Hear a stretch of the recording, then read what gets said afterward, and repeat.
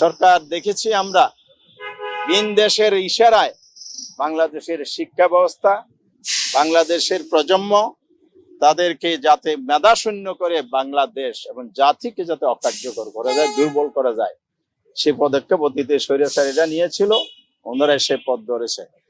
আইন শৃঙ্খলা পরিস্থিতি খুবই ভয়াবহ, খুন খারাপি প্রতিদিন হচ্ছে, চাঁদাবাজি হচ্ছে, হামলা হচ্ছে, ধর্ষণ হচ্ছে। সরকার এদিকে নজর নাই। এবং সংবিধানের 59 নম্বর ধারায় বলা আছে রাষ্ট্রের প্রশাসনিক কাঠামোগুলো সর্বস্তরে নির্বাচিত প্রতিনিধি দ্বারা পরিচালিত হবে।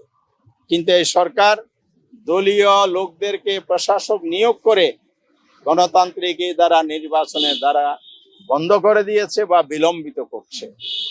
এই দাবিগুলো নিয়ে আমরা জনগণের কাছে যাব, যাতে গণভোটের রায় বিলম্বে বাস্তবায়ন করা হয়।